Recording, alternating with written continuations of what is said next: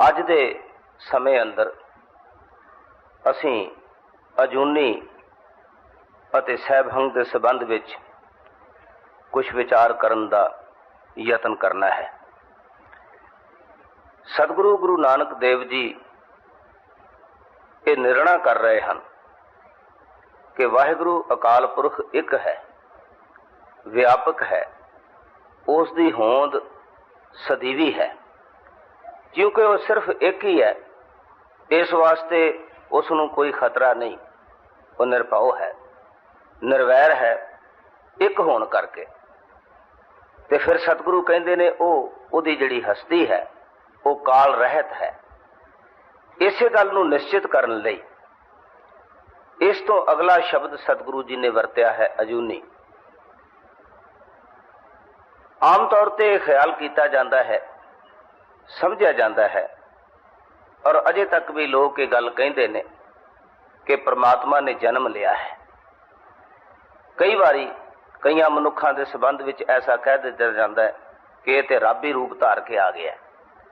ਖਿਮਾ ਕਰਨਾ, ਇਹ ਜਿਤਨੀ ਰਚਨਾ ਹੈ, ਜਿਤਨੀ ਜੀਵ ਰਚਨਾ ਹੈ, ਇਹ ਅਸਲ ਵਿੱਚ ਸਾਰਾ ਹੀ ਰੱਬ ਦੀ ਸ਼ਕਤੀ ਦਾ ਸਾਕਾਰ ਰੂਪ ਹੈ।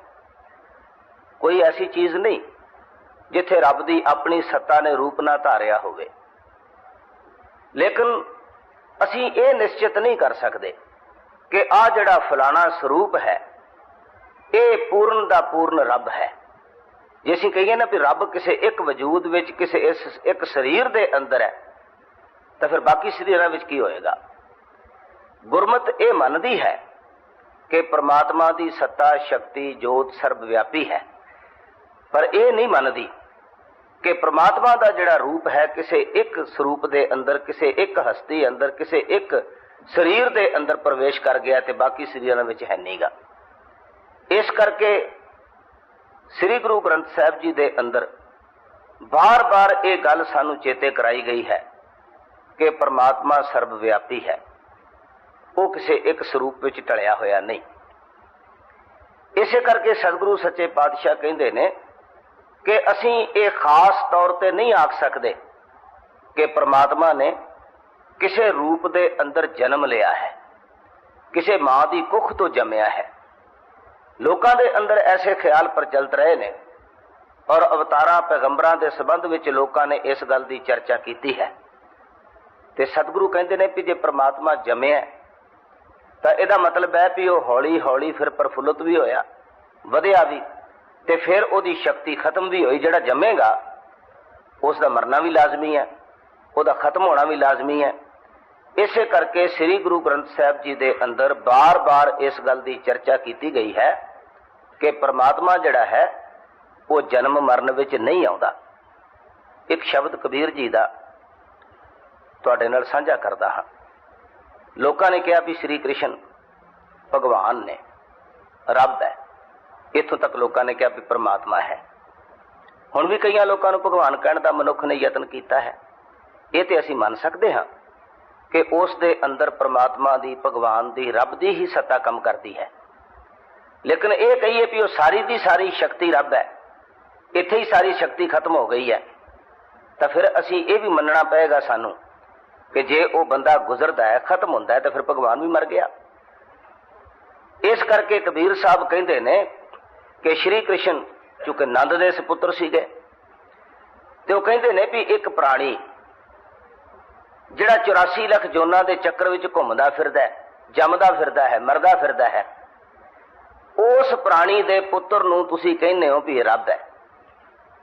ਬੜੀ ਤਰਕਵਾਦੀ ਗੱਲ ਕੀਤੀ ਉਹਨਾਂ ਨੇ ਕਿ ਉਸ ਮਨੁੱਖ ਦੇ ਸੁਪੁੱਤਰ ਨੂੰ ਤੁਸੀਂ ਕਹਿੰਦੇ ਹੋ ਵੀ ਇਹ ਰੱਬ ਹੈ।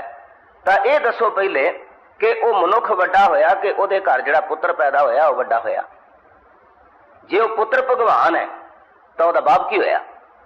ਉਹ ਕਹਿੰਦੇ ਨੇ 184 ਜੀ ਜੋਨ ਮੈਂ ਪ੍ਰਮਤ ਨੰਦ ਬਹੁ ਥਾਕੋ ਰੇ, ਭਗਤ ਹੇਤ ਅਵਤਾਰ ਲਿਓ ਹੈ, ਨਾਮ ਨਿਰੰਜਨ ਜਾਕੋ ਰੇ। ਉਹ ਕਹਿੰਦੇ ਨੇ ਵੀ ਇਹ ਕੀ ਗੱਲ ਹੋਈ? ਤੁਸੀਂ ਕਹਿੰਦੇ ਹੋ ਵੀ ਨੰਦ ਦਾ ਪੁੱਤਰ ਹੈ ਭਗਵਾਨ, ਤੇ ਕਹਿੰਦੇ ਨੇ ਨੰਦ ਆਪ ਉਹ ਕਿਸ ਗਿਣਤੀ 'ਚ ਹੈ? ਉਹਨੂੰ ਤਾਂ ਤੁਸੀਂ ਭਗਵਾਨ ਨਹੀਂ ਮੰਨਦੇ। ਉਹ ਇੱਕ ਸਧਾਰਨ ਮਨੁੱਖ ਹੈ ਤੇ 84 ਦੇ ਗੇੜ ਵਿੱਚ ਪਿਆ ਹੋਇਆ ਹੈ। ਇਸ ਵਾਸਤੇ ਉਹ ਕਹਿੰਦੇ ਨੇ ਕਿ ਭਾਈ ਗੱਲ ਅਸਲ ਵਿੱਚ ਇਹ ਹੈ तुम जो कहत हो नंद को नंदन, नंद सो नंदन का कोरे। कहते ने जिस नंद का पुत्र भगवान है वो नंद की दा पुत्र है। फिर अगे उसका पुत्र लभना पेगा, उसका प्यो लभना पेगा, लंबा सिलसिला चलेगा। तो किथे जाके फैसला करोगे कि परमात्मा की गल है, फिर तो मनुख की गल रहेगी। इस करके वो कहते हैं कि असल परमात्मा की है। कहते ने संकट नहीं परे, जोन नहीं आवे, नाम निरंजन जाको रे, कबीर को स्वामी ऐसो ठाकुर जाके माई ना बापो रे। कहते ना उसकी कोई मां है ना उसका कोई पिता है। वो वाहिगुरु अकाल पुरख जिहड़ा है वो जम्मण मरण दे चक्कर तो रहत है, क्योंकि जन्म वास्ते माता पिता चाहिए ने, जन्म वास्ते कोई साधन चाहिए है। तो जिथों कोई चीज जन्म लेंदी है, जिथों किसी चीज की पैदाइश होंदी है, वो चीज वड्डी है कि पैदा होने वाली चीज वड्डी है। इस तर्क उत्ते आण के सतगुरु सच्चे पातशाह कहते ने कि परमात्मा नू कोई पैदा नहीं करता, परमात्मा नू कोई बनाउंदा नहीं। एक शब्द श्री गुरु ग्रंथ साहिब विच दर्ज है, ਉਹਦੇ ਚ ਜ਼ਿਕਰ है लोग ਜਿਹੜੇ ਨੇ ਨਾ श्री कृष्ण ਦੀ जन्म अष्टमी ਮਨਾਉਂਦੇ ਆ ਜਾਂ जन्म दिन ਮਨਾਉਂਦੇ ਨੇ।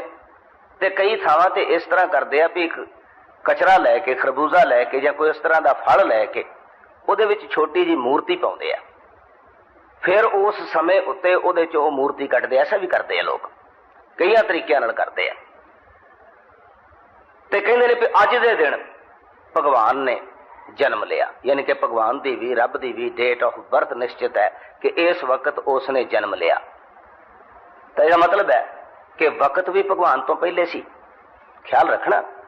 ते जन्म लैन वाली सृष्टि भी पहलों सी, फिर तो सृष्टि ही रब है, तो टाइम ही रब है। बाकी सारिया चीज़ां जिहड़ियां उस तो पहले सी वो वड्डियां ने। इसका मतलब है कि परमात्मा बाद विच किते पैदा होया, बनाया गया।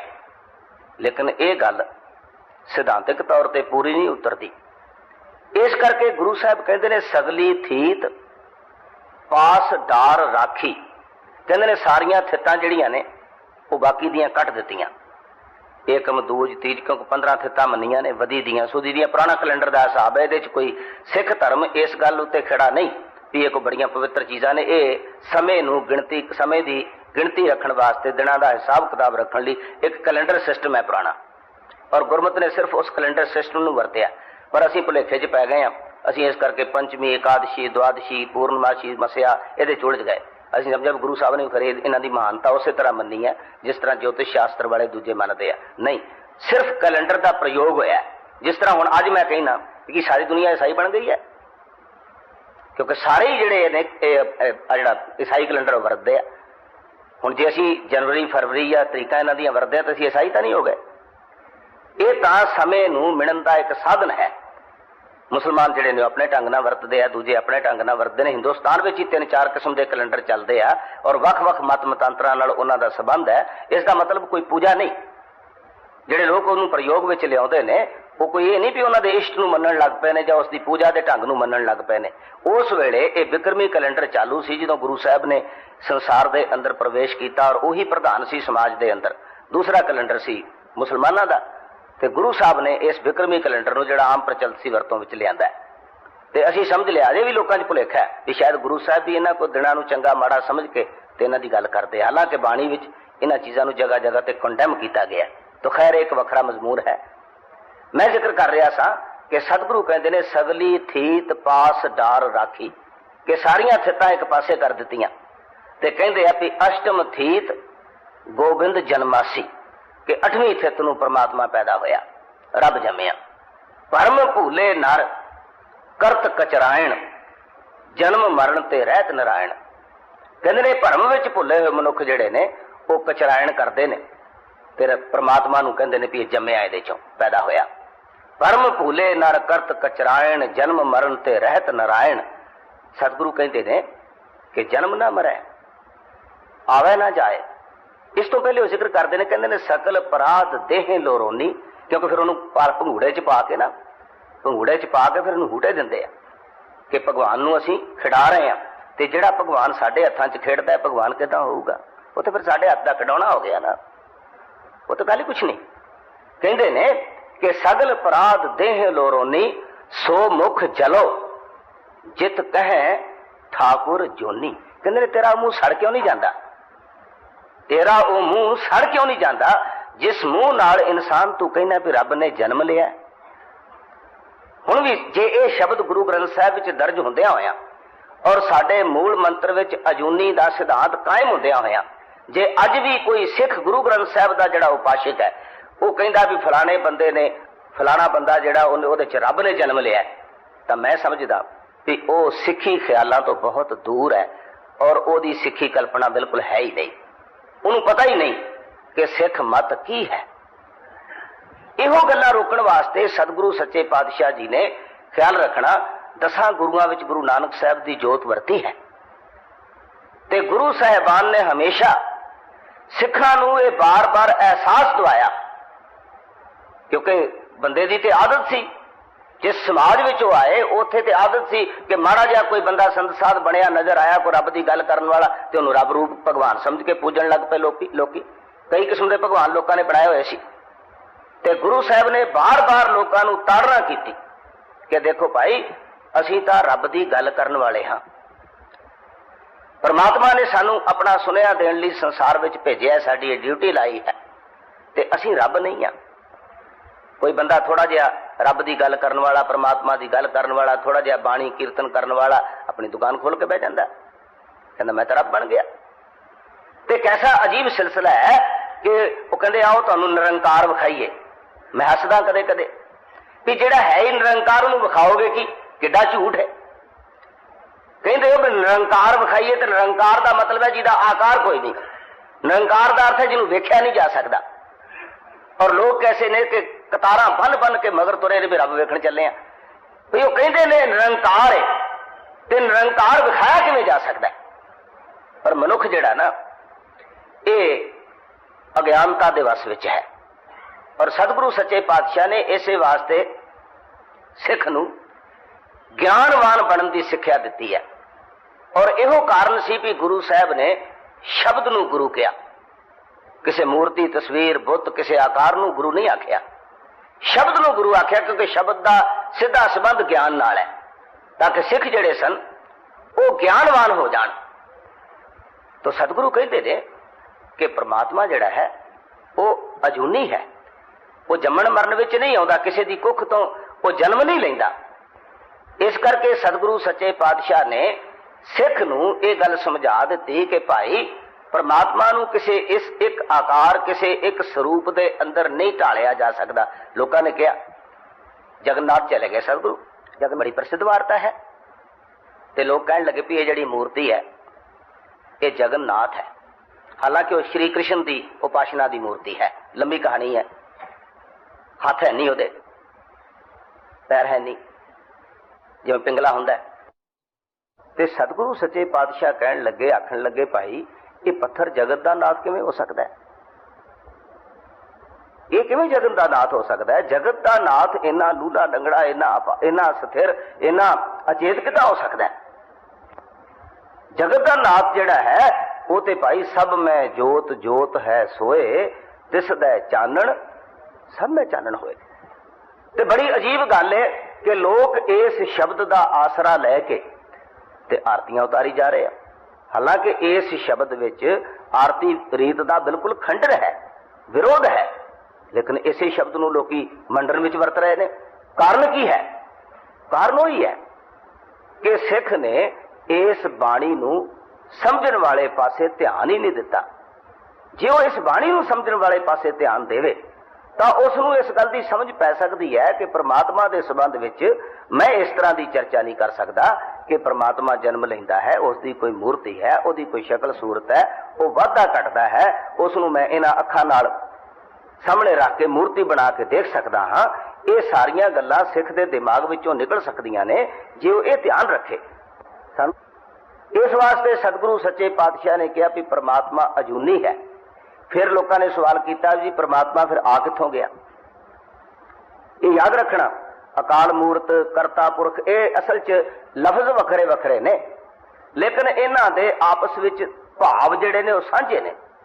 ये एक लड़ी विच परोतियां हुई चीज़ां ने। इसे तरह जदों ये सवाल खड़ा होएगा कि परमात्मा जे अजूनी है, जन्म नहीं लैंदा, तो फिर आ कित्थों गया? सतगुरु सच्चे पातशाह कहते ने कि वह वाहिगुरु अकाल पुरख सैभंग है। सैभंग संस्कृत शब्द सविंग भू, सविंग भू तो है जिहड़ा अपने आप तो प्रकाशमान है। गुरु साहब कहते ने आसा दी वार भी इसे वास्ते सानू कहा गया रोज पढ़िया करो। असल में जिहड़ियां चीज़ां रोज सुनने लई रोज पढ़न लई सानू दित्तियां गईयां ने उन्हां दे अंदर साडे सिद्धांतां दी स्पष्ट व्याख्या है। नहीं तो गुरु ग्रंथ साहब कहते भी सारा ही रोज पढ़िया करो तो बड़ी मुश्किल सी, पर उन्होंने सिलेक्ट किया कि आ चैप्टर जिहड़े ने ये तुहाडे नितनेम विच संगती नेम विच ते तुहाडे व्यक्तिगत नेम विच आउणे चाहीदे आ। उंज असीं सारा गुरु ग्रंथ साहब ही पढ़ना है, सारे नूं ही असीं समझण दी कोशिश करनी है, लेकिन जिहड़े मुख भाव ने केंद्री विचार ने जिन्हां दी व्याख्या गुरु ग्रंथ साहब है वो असां रोज रिपीट करने आ, वो रोज अपने ध्यान विच रखने ने ताकि सानू कदे ये गल विसर ना जाए, असीं अपने सिद्धांतक पहलू तो दूर ना चले जाइए। उत्थे लिखिया है आसा दी वार दी पौड़ी है, आपी ने आप साजियो। उस वाहिगुरु अकाल पुरख ने आप ही ने, आपी ने दा मतलब आप ही ने, आप साजियो अपना आप बनाया। परमात्मा ने जिहड़ा अपना आप है वो वाहिगुरु अकाल पुरख ने आप बनाया। आपी ने आप साजियो, आपी ने रचियो। नाव तो मतलब एग्जिस्टेंस, होंद, अपनी होंद उसने आप रची है। फिर दुई कुदरत साजी है, फिर उसने सारी कुदरत का अर्थ है शक्ति, जिन्होंने माया भी लोग कहते हैं। कहते हैं फिर उसने ये माया बनाई, ये कुदरत बनाई, ये सृष्टि बनाई।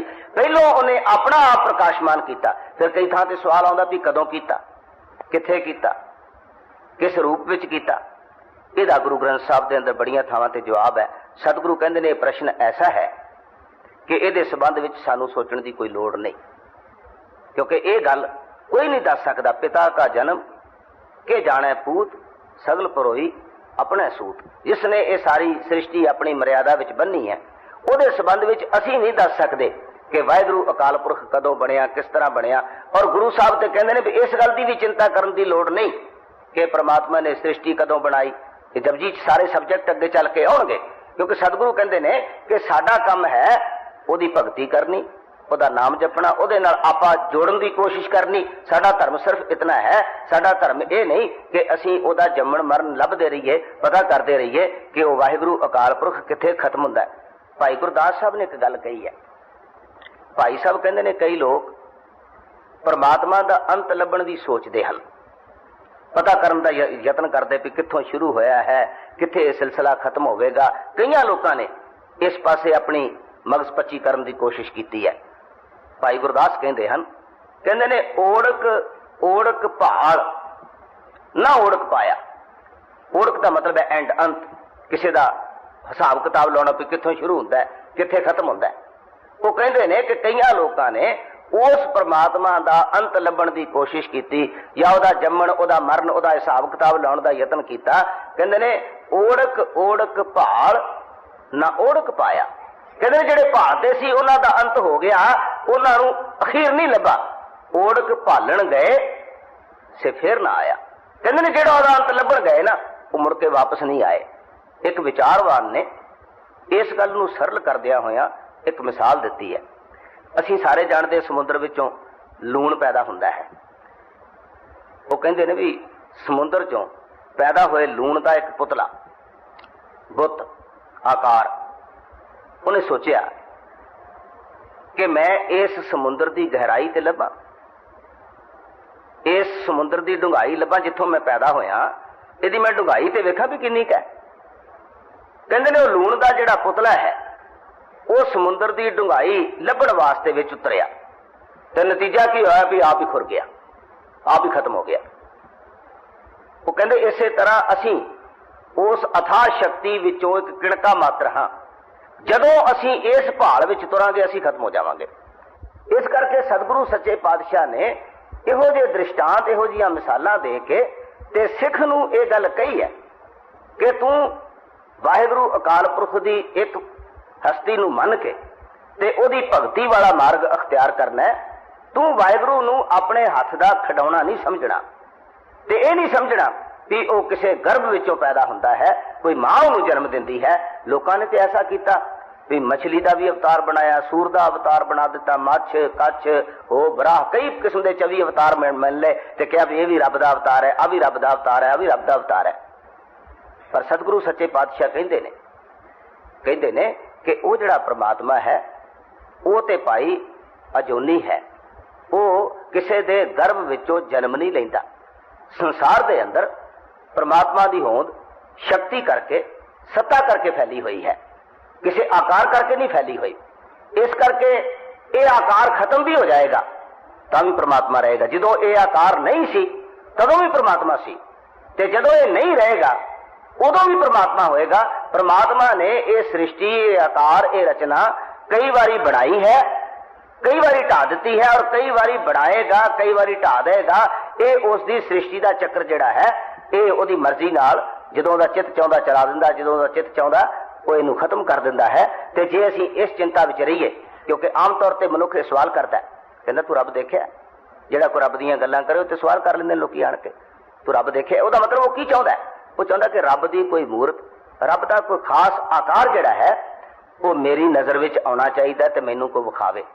इस मनुख की लालसा का फायदा जिहड़ा है वो उन्हां लोकां ने उठाया जिन्हां लोकां ने रब के संबंध में प्रपंच ते पखंड करके अपनियां दुकानदारियां चलाउणियां सी। क्योंकि मनुख जिहड़ा ना ये दिन रात शरीरां विच वरतदा है, इहदा दिन रात का जिहड़ा वाह है फिजिकल है, हर चीज़ जिहड़ी ठोस उहनूं देखदा है। सूखम के संबंध में इनू ज्ञान कोई नहीं, इनू तो अपनी आत्मा का एहसास ही कोई नहीं है। इस करके आत्मा की मूल अंश परमात्मा जो है मूल, उहदे वल इहदा ध्यान जा ही नहीं सकता। इस करके जदों भी किते रब की गल चलती है या गुरु पीर पैगंबर की गल चलती है तो यह फट कोई शरीर लभण की कोशिश करता है, कोई आकार लभण की कोशिश करता है। और गुरु साहब ने वेख्या सी कि समाज के अंदर करोड़ों देवी देवते मूर्तियां वगैरह बना के लोग बैठे ने, कोई पश्चिम नूं नमस्कार कर रहा है, कोई पूर्व नूं नमस्कार कर रहा है, ते मनुख एक वाहिगुरु अकाल पुरख की जिहड़ी गल है उसनूं बिल्कुल भुल ही बैठा है। ये चेते कराउण वास्ते एक तो शुरू करके ते गुरु साहब ने उस व्यापक हस्ती दे संबंध विच मनुख नूं ज्ञान दिता कि भाई आह गल है परमात्मा दी, इस तो बिना जे तू सोचेगा ते तू हनेरे विच होएगा। ताइयों ते असीं कहने भी गुर बिन घोर अंधार, गुरु बिन समझ ना आवे, गुर बिन सुरत ना सिद्ध, गुरु बिन मुक्त ना पावे। गुर कर सच विचार, गुरु कर रे मन मेरे, गुर कर शब्द सपुन, अगन कटह सब तेरे। तो जिन्ना चिर असीं गुरु दे इस ज्ञान नाल अपने आप नूं जोड़न की कोशिश नहीं करते, जिस ज्ञान नाल गुरु साहबान ने अपने हुंदियां, अपने शरीर दे हुंदियां लोकां नूं जोड़िया, शरीर नूं इंपॉर्टेंस नहीं दित्ती। एक गल का ध्यान रखना, ये गल कह के मैं खिमा दा याचक होवांगा। गुरु नानक तो जन्म तो गुरु सन, लेकिन गुरु अंगद जन्म तो गुरु नहीं हैं। जे शरीर गुरु हुंदा ते गुरु अंगद भी जन्म तो गुरु हुंदे। शरीर तो उन्हां दा बचपन तो सी, लेकिन असीं जिहड़े शब्द गुरु के सिद्धांत नूं समझे नहीं, असीं देह नूं गुरु लभण लग पए। देह माफ करना मैनू, गुरु नानक साहब, गुरु अंगद साहब, गुरु अमरदास साहब, गुरु रामदास, ये चारे एक वक्त सन। एक टाइम सी कि चारे ही जींदे सी, चारां दी हस्ती मौजूद सी। जे शरीर गुरु हुंदा तो फिर चारे ही गुरु हुंदे, फिर तो चारे गुरु होने चाहिए सी। और अगाह चलो कि जिस हिस्ट्री पढ़ोगे बड़े परेशान होगे तुसी, 6-6 7-7 गुरु मिलणगे। असीं शरीर की दुनिया में विचरते हाँ ते शरीर नाल मोह रखण करके असीं सारा कुछ शरीरक ही सोचते हैं। इस करके असीं भुलेखे विच पैंदे आ। नहीं तो गुरु साहब ने इस भुलेखे चों कढण लई ही सानू शब्द गुरु दे लड़ लाया, शरीर दे लड़ नहीं लाया। और ये बड़ी हिम्मत का सौदा है, कोई आम बंदा नहीं कर सकता। कोई आम आदमी जिहदी प्रस्तिश ते पूजा होंदी होवे वो कहे भी मैं मर जाना जे मैनू ना मन्नियो, कोई नहीं कहता। पता होंदा है कि मैं कल नूं मर जाना, फिर भी चरण अगे कीते हुंदे ने। एक मिल गया सी मैनू इदां दा बंदा, मैं कहा संत जी तुसीं बड़े पैर घटाउंदे, गल की है, कहानी की है? मैं कहा तुहानूं पता नहीं भी ये गलत गल है? कहना पता है पर आदत पई है, रोटी नहीं हजम हुंदी। मैं कहा तुसीं ज्ञानवान हो, समझ वाले हो, तुहानूं पता है भी इस दी भी नहीं चीज़। कहने लगा गल तुहाडी ठीक है, मैं भी मनदा, पर आदत पई है, लोग छड्डदे ही नहीं, खड़े नहीं छड्डदे। कई बार ऐसा भी चक्कर पैंदा कि बंदा तो तस्लीम कर लेंदा भी ये गल गलत नहीं करना चाहता, पर चेले उन्होंने घेर के रखते हैं भी तेरे नाल तो साडी दुकान चलती है, जाएगा किधर तू? तो मैनू खिमा करना, ਇਹ ਜਿਹੜਾ ਗੁਰਮਤ ਦਾ ਸਿਧਾਂਤ ਹੈ, ਅਕਾਲ ਪੁਰਖ, ਅਕਾਲ ਮੂਰਤ, ਅਜੂਨੀ, ਸਹਿਭੰਗ, ਇਹ ਜਿੰਨਾ ਚਿਰ ਅਸੀਂ ਸਰੀਰ ਦੀ ਦੁਨੀਆ ਤੋਂ ਉੱਪਰ ਉੱਠਣ ਦੀ ਹਿੰਮਤ ਨਹੀਂ ਕਰਦੇ, ਸਰੀਰ ਦੇ ਮੋਹ ਤੋਂ ਉੱਪਰ ਉੱਠਣ ਦੀ ਹਿੰਮਤ ਨਹੀਂ ਕਰਦੇ, ਉਹਨਾਂ ਚਿਰ ਇਹ ਸਾਡੇ ਵਾਸਤੇ ਸਾਰਥਕ ਨਹੀਂ ਹੋ ਸਕਦਾ। ਇਹ ਸਿਖਾਉਂਦਾ ਹੀ ਇਹ ਕੁਝ ਹੈ। ਔਰ ਇਹੋ ਕਾਰਨ ਸੀ ਕਿ ਇਸ ਸਿਧਾਂਤ ਨੂੰ ਮੰਨਣ ਵਾਲੇ ਲੋਕਾਂ ਨੇ ਸਰੀਰ ਦੇ ਖਤਮ ਦੀ ਪਰਵਾਹ ਨਹੀਂ ਕੀਤੀ, ਅੱਜ ਵੀ ਨਹੀਂ ਕਰਦੇ। ਇਹੋ ਹੀ ਸਿਧਾਂਤ ਹੈ ਜਿਹੜਾ ਸਾਡੀਆਂ ਕੁਰਬਾਨੀਆਂ, ਤਿਆਗ, ਸਾਡੇ ਸੰਘਰਸ਼ ਦੀ ਜੜ ਵਿੱਚ ਕੰਮ ਕਰਦਾ ਹੈ ਕਿ ਅਸੀਂ ਕਿਸੇ ਸਰੀਰ ਦੀ ਪ੍ਰੋਸਪੈਰਿਟੀ ਨਹੀਂ ਮੰਨਦੇ, ਆਪਣੀ ਵੀ ਨਹੀਂ ਮੰਨਦੇ, ਦੂਜੇ ਦੀ ਵੀ ਨਹੀਂ ਮੰਨਦੇ। ਤਾਂ ਸਤਿਗੁਰੂ ਕਿਰਪਾ ਕਰਨ ਇਹ ਗੱਲ ਸਾਡੇ ਸਮਝ ਵਿੱਚ, ਸਾਡੀ ਸੋਝੀ ਵਿੱਚ ਆ ਜਾਵੇ ਤੇ ਅਸੀਂ ਇਸ ਨੂੰ ਜ਼ਿੰਦਗੀ ਦੇ ਅਸੂਲ ਵਿੱਚ ਅਪਣਾ ਲਈਏ ਵੀ ਇਹਦੀ ਕੀ ਇੰਪੋਰਟੈਂਸ ਹੈਗੀ ਹੈ। ਕਿਉਂਕਿ ਅੱਜ ਦਾ ਸਮਾਂ ਸਮਾਪਤ ਹੈ। ਮੈਂ ਇੰਨੇ ਵਿਚਾਰ ਅਜੂਨੀ ਤੇ ਸਹਿਭੰਗ ਦੇ ਸੰਬੰਧ ਵਿੱਚ ਤੁਹਾਡੇ ਨਾਲ ਸਾਂਝੇ ਕੀਤੇ ਨੇ। ਆਉਣ ਵਾਲੇ ਸਮੇਂ ਅੰਦਰ ਬਾਕੀ ਦੇ ਸ਼ਬਦ ਜਿਹੜੇ ਨੇ ਉਹਨਾਂ ਸੰਬੰਧੀ ਚਰਚਾ ਕਰਨ ਦਾ ਯਤਨ ਕੀਤਾ ਜਾਏਗਾ। ਇੰਨੇ ਅੱਖਰਾਂ ਨਾਲ ਹੀ ਖਿਮਾ ਦਾ ਯਾਚਕ ਹਾਂ। ਵਾਹਿਗੁਰੂ ਜੀ ਕਾ ਖਾਲਸਾ, ਵਾਹਿਗੁਰੂ ਜੀ ਕੀ ਫਤਿਹ।